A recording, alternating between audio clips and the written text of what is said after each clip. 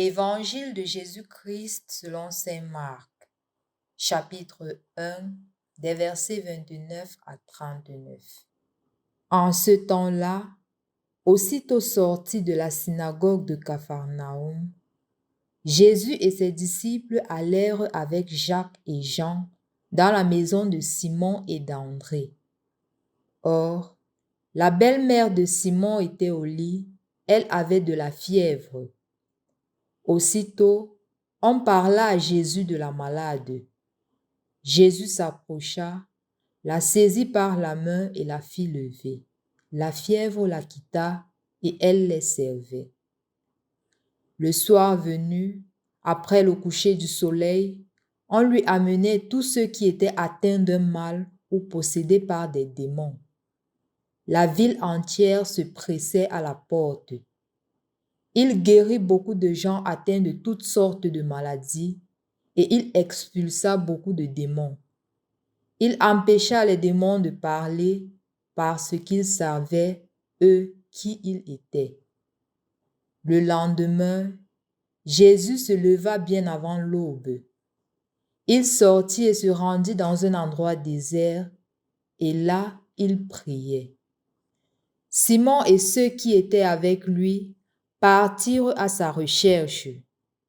Ils le trouvent et lui disent: « Tout le monde te cherche. » Jésus leur dit: « Allons ailleurs dans les villages voisins, afin que là aussi je proclame l'Évangile, car c'est pour cela que je suis sorti. » Et il parcourut toute la Galilée, proclamant l'Évangile dans leurs synagogues et expulsant les démons.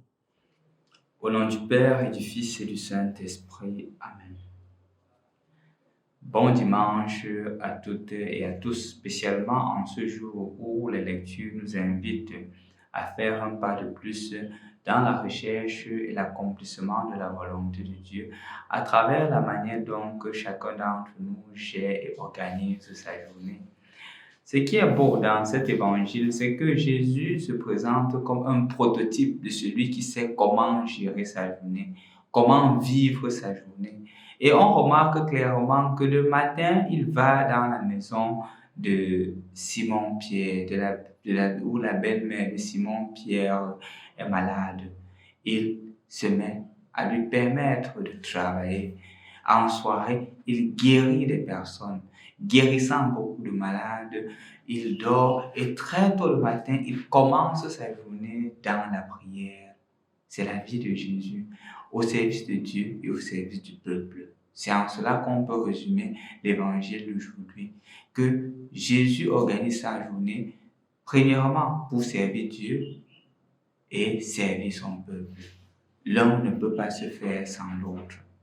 Et aujourd'hui aussi, essayons de voir de façon plus concrète comment est-ce que cela se passe, ou du moins, comment est-ce que cela se produit. Quand on parle dans cet évangile de la belle-mère de Simon, remarquez qu'il n'est pas dit ici qu'il l'a guéri. Dans les versets suivants, on dira que Jésus guérit beaucoup de malades et de possédés. Mais dans cet évangile, on ne dit pas qu'il guérit, on dit il tendit la main et la fit lever. Et c'est très symbolique, chers frères et sœurs, dans le Christ, parce que on nous disait plutôt qu'elle était couchée parce qu'elle était souffrante, parce qu'elle était malade.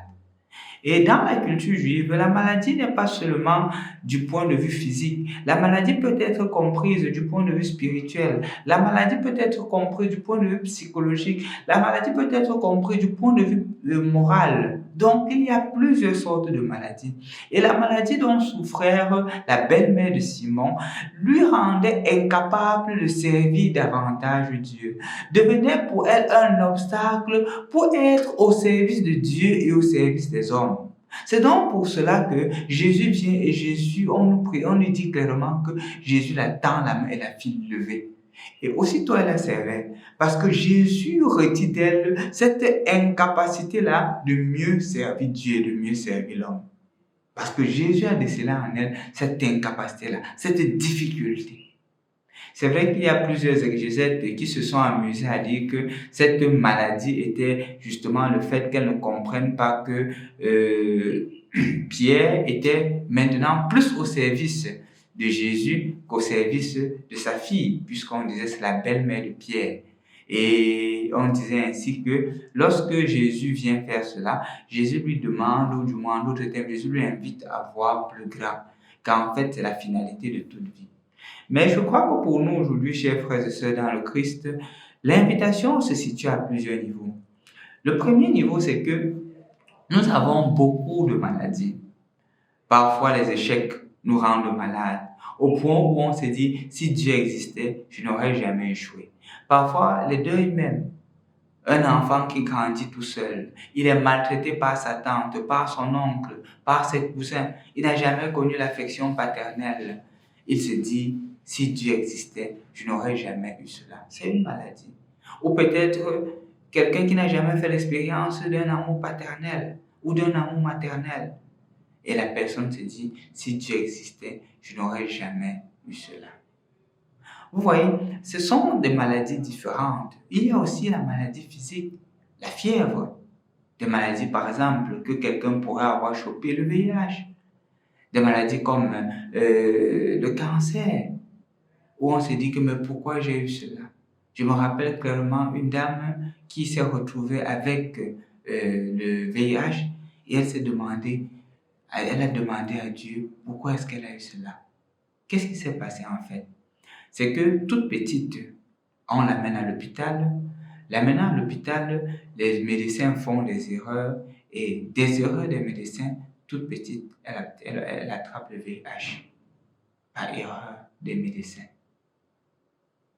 Elle grandit progressivement, elle commence à tomber malade et plus tard, on se rend compte qu'en effet, elle a eu le VIH suite à cette erreur que les parents avaient remarquée depuis. À l'âge avancé, elle se dit, si Dieu existait, qu'avais-je fait pour mériter un tel sort?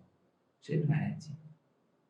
Vous voyez, chers frères et sœurs dans le Christ, les maladies peuvent être à plusieurs niveaux. Ça peut être à plusieurs niveaux. Même le fait pour quelqu'un de commettre un péché et il se dit que vraiment ça ne vaut plus la peine. Dieu ne peut pas pardonner ce péché. C'est mieux de ne même plus se tourner vers Dieu parce que je vais tromper Dieu. C'est une maladie parce qu'on ne croit pas en la miséricorde de Dieu. Mais qu'est-ce que Jésus vient faire dans cet évangile?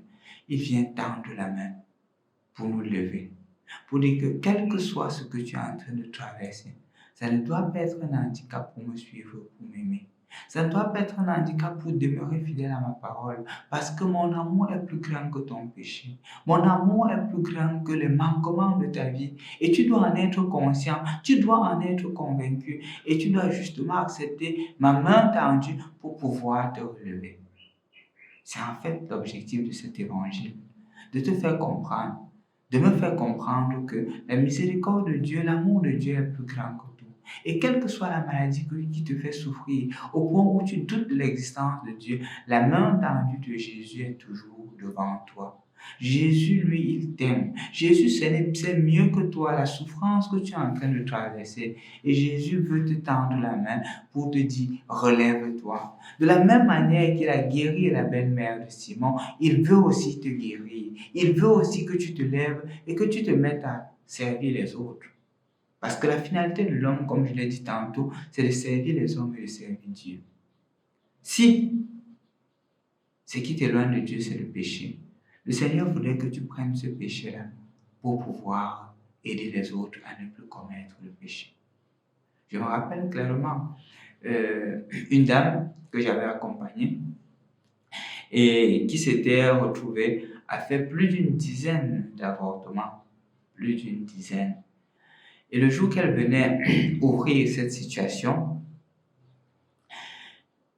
elle se mettait à pleurer énormément, disant que Dieu ne peut pas pardonner autant de péchés. Je lui ai dit que, en fait, peut-être le Seigneur a laissé faire pour que tu puisses comprendre que son amour va au-delà de tout. Et je lui ai conseillé d'aller se confesser, se confessant maintenant qu'elle s'engage à ce que, après elle, il n'y ait plus de vie perdue. Qu'elle œuvre pour qu'on valorise davantage la personne humaine.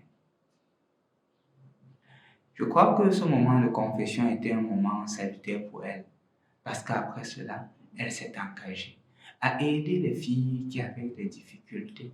Elle a même ouvert un centre où elle se trouvait pour pouvoir aider, accompagner ces filles-là qui étaient en difficulté. Des filles dont les parents disaient que si tu n'avortes pas, tu ne vis plus chaudement.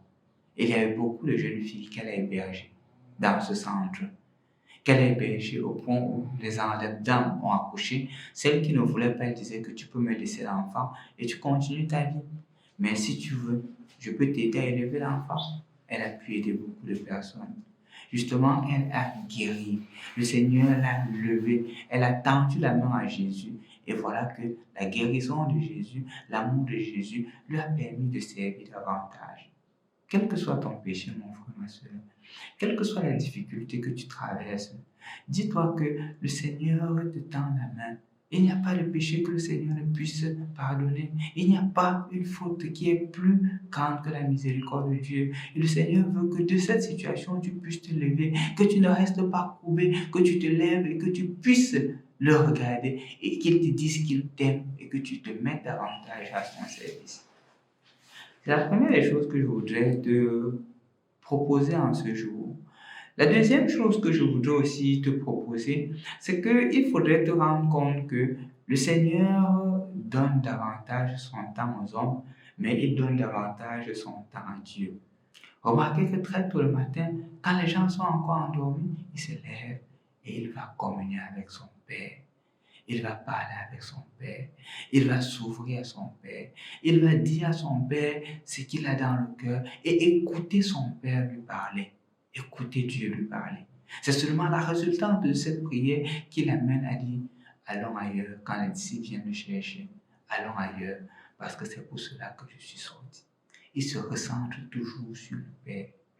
Je crois que c'est une invitation pour toi et pour moi, spécialement à la pause de ce temps de carême, de se demander quelle est la place que la prière occupe dans ma vie.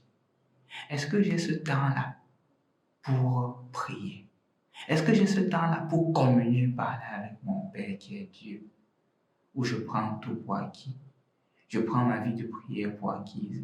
Je prends ma relation avec Dieu pour acquise.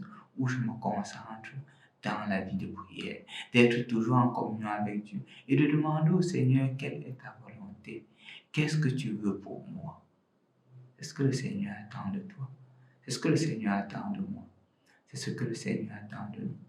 Que progressivement, nous puissions construire son règne sur la terre comme il est déjà dans le ciel. Jésus a organisé sa journée sur deux pas, le service de Dieu et le service des hommes. Toi aussi, comment organises-tu ta journée?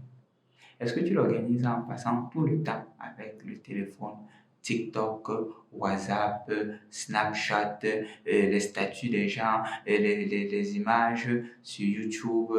Est-ce que tu organises ta journée dans ce sens, ou tu organises ta journée en disant quel est le bien que je fais aujourd'hui, quel est le service que j'ai fait aujourd'hui, quel est le temps que j'ai donné à la prière? Est-ce que c'est ainsi que tu organises ta journée? Dis-toi que le Seigneur, en te présentant sa journée aujourd'hui, voudrait que tu copies aussi et que ta journée soit organisée ainsi. Toujours te rappeler que tu dois servir son peuple et toujours te rappeler que sans lui, tu ne peux rien faire. Et ainsi, tu dois toujours prendre les forces en Dieu. Dieu et Dieu seul. Au nom du Père et du Fils et du Saint-Esprit.